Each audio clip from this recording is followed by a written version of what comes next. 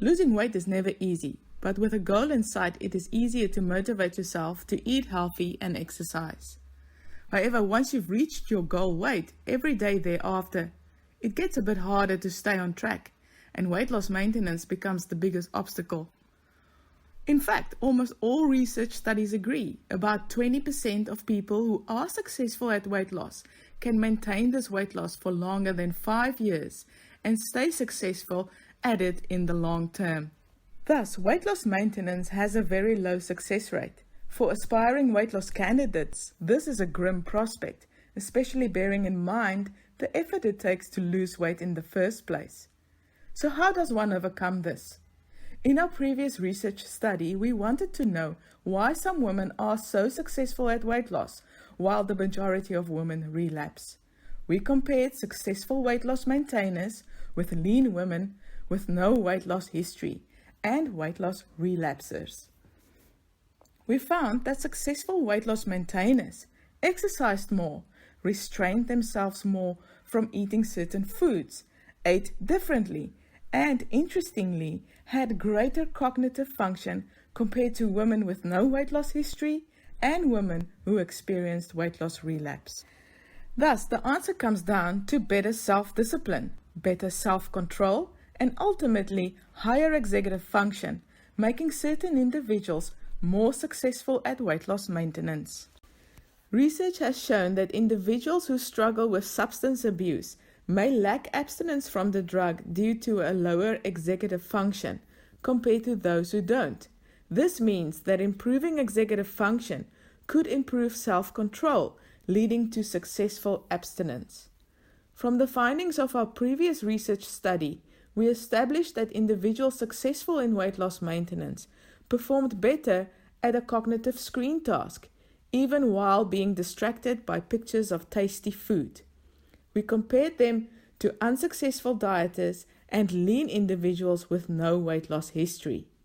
The higher executive function ability can be linked to a more disciplined behavior. This behavior may help individuals who have to maintain weight loss not to fall back to their old habits, such as overeating, excessive snacking, and not adhering to their exercise regime.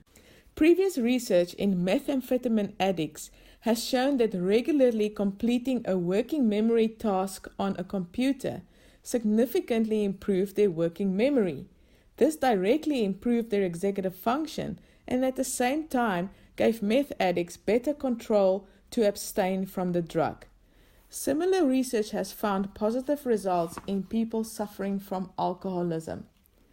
Although humans cannot abstain from eating in totality, we could argue that unwanted eating behaviors that lead to overconsumption of food is equivalent to being addicted to food, especially to the taste of food. The aim of our next study, Mind the Gap 2, is to determine if working memory training will specifically change a person's eating behavior by improving their self-discipline or their self-control over their self-set rules in order to maintain their weight loss and prevent them from returning to their old habits, which resulted in them becoming obese in the first place.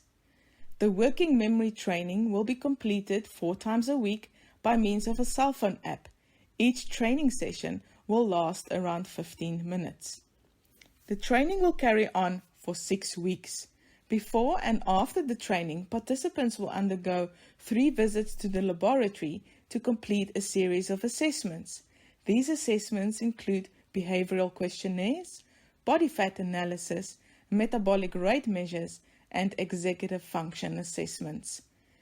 It will also include a brain scan of the brain response to a cognitive task while inside an MRI.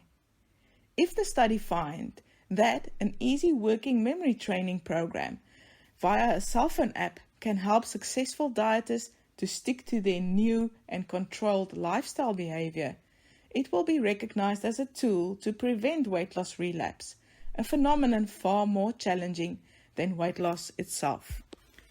We are actively recruiting research participants for our study, and we are looking for women who have lost at least 10% of their initial weight and have reached their goal weight and wish to stay weight stable. We are looking for women between the ages of 25 and 45 years. We are looking for women who've had a BMI over 30 when they started off with their weight loss journey and preferably underwent this weight loss within the last 2 to 3 years. Women who are apparently healthy and not on any chronic medication that will influence their metabolism. We are also looking for women who are not claustrophobic, as that will prevent them from doing the MRI scan. We are also looking for women who are willing to undergo the 6-week working memory training by using either an iPhone or an iPad, which we will provide to them.